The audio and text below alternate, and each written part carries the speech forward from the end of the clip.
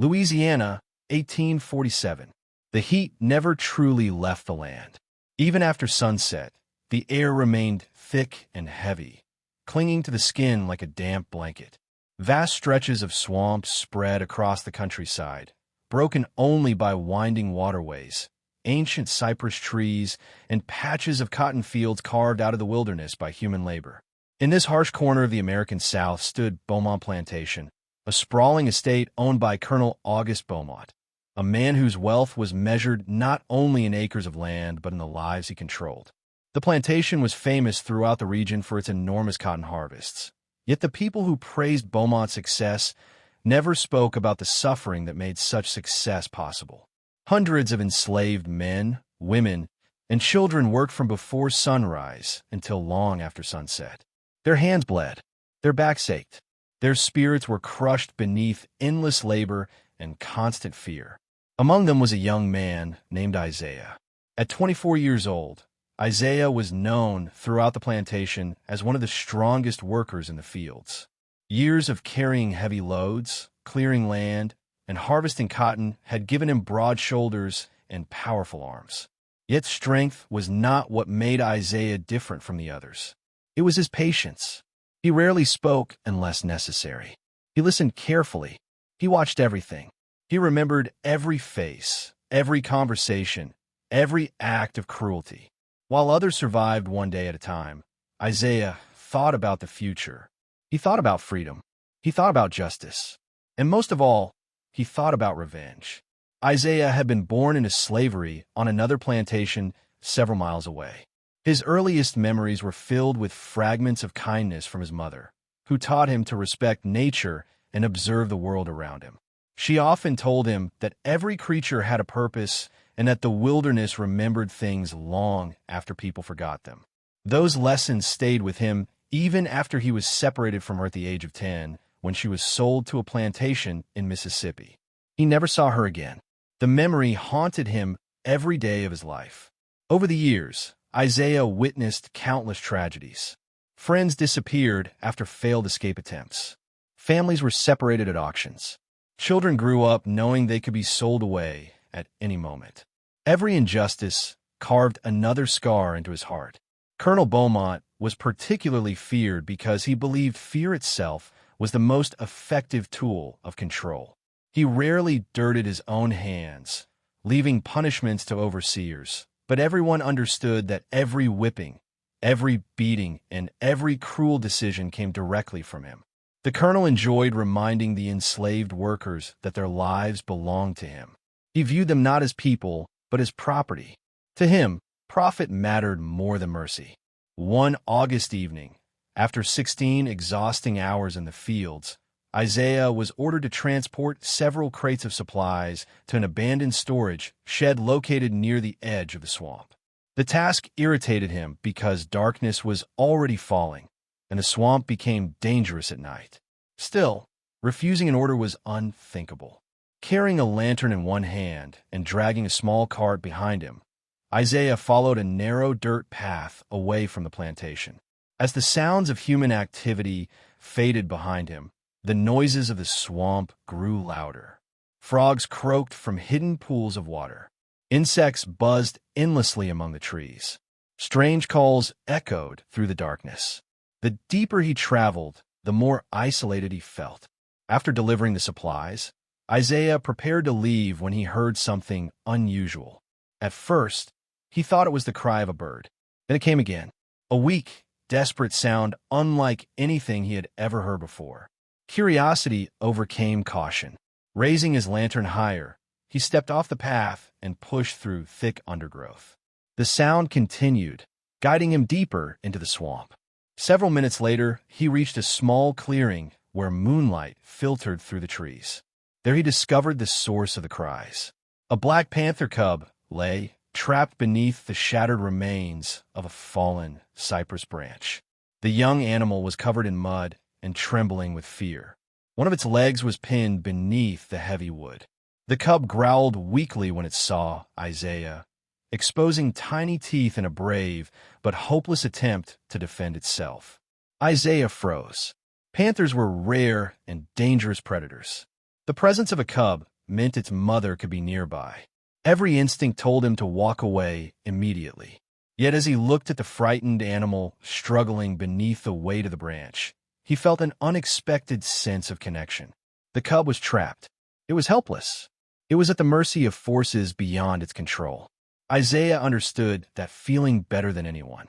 Slowly and carefully, he approached. The cub hissed and clawed at the air, but Isaiah continued forward. Setting down his lantern, he grasped the branch and began lifting with all his strength. The wood shifted slightly. He pushed harder. Muscles strained. Sweat dripped down his face. Finally, the branch rolled aside. The cub was free. For a brief moment, Isaiah expected it to run away. Instead, the animal collapsed. Its injured leg buckled beneath its weight. It was too weak to escape. Looking around nervously, Isaiah realized the cub would likely die before morning if left alone.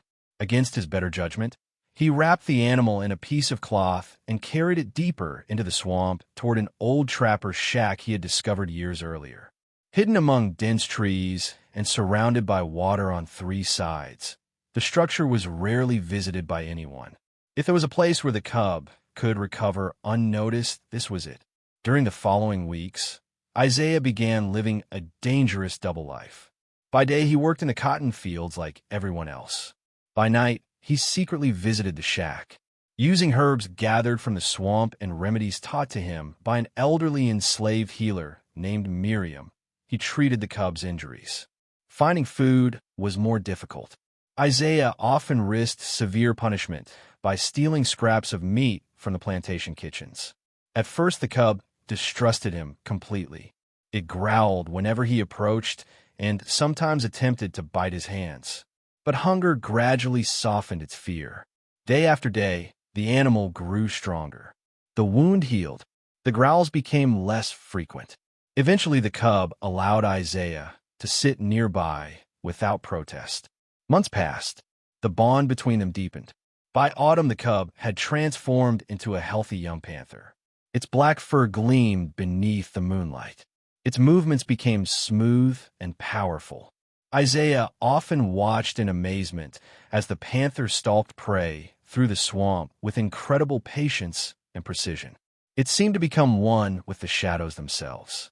More than once, Isaiah lost sight of the animal entirely, only for it to reappear moments later from a completely unexpected direction. The panther taught him lessons without speaking. It taught him patience. It taught him stealth. It taught him how the wilderness favored those who understood it. While the panther grew stronger, conditions on the plantation grew worse. Falling cotton prices placed financial pressure on Beaumont. Rather than reducing expenses among the wealthy, he increased demands upon enslaved workers. Workdays became longer. Punishments became harsher. Food rations were reduced. Exhaustion spread throughout the plantation. One afternoon, a teenage boy named Samuel collapsed while carrying a heavy sack of cotton. Instead of showing compassion, an overseer accused him of laziness. Samuel was tied to a post and whipped in front of everyone. Isaiah was forced to watch. The boy's screams echoed across the fields. Something changed inside Isaiah that day. The anger he had carried for years began transforming into something colder and more focused. He no longer dreamed simply of freedom. He wanted justice. That winter, another tragedy struck. An elderly enslaved man named Elijah learned that his daughter was going to be sold to a plantation in Texas. Desperate to save her, he attempted to escape. For 2 days, he evaded capture by hiding in the swamps. Then bounty hunters found him. They dragged him back to Beaumont Plantation in chains. Colonel Beaumont ordered a public punishment designed to terrify everyone else. Every enslaved person on the plantation was forced to watch. Elijah stood proudly despite his injuries. When asked if he regretted trying to escape, he answered with a single word: no. The punishment that followed was so brutal that many people turned away. Elijah did not survive. That night's silence hung over the plantation like a funeral shroud. Families huddled together inside their cabins. Fear spread through the community. Yet beneath that fear, something else began growing. Anger, resentment, hope that somehow things could change. Unable to sleep, The news spread through Beaumont Plantation like a cold wind, moving through the cotton fields. No one spoke openly about it during daylight, but in the slave cabins that night, the whispers carried from family to family until nearly everyone had heard the terrible truth. Colonel August Beaumont had fallen into debt, and to recover his losses, he planned to sell dozens of enslaved people within the coming weeks. Mothers would be separated from children, husbands from wives, brothers from sisters, and friends who had survived years of hardship together would be scattered across distant plantations. Fear settled over the plantation like a storm cloud, but inside Isaiah, something different was taking shape. For years he had endured suffering, watched cruelty, and buried his anger beneath patience. Yet hearing that more families would be torn apart awakened something that could no longer be ignored. That night, he left the plantation and disappeared into the swamp beneath the pale glow of the moon. The familiar sounds of frogs, insects, and distant birds surrounded him as he followed hidden trails toward the abandoned trapper's shack. When he arrived, the Black Panther emerged silently from the darkness. The animal was fully grown now, a magnificent predator with powerful muscles and golden eyes that seemed to shine in the moonlight. Isaiah sat beside the shack and stared across the dark water while thoughts raced through his mind. Direct rebellion would fail. Beaumont had guns, overseers, money, and influence. Any open resistance would be crushed before it could begin. The answer lay elsewhere. The answer lay in fear.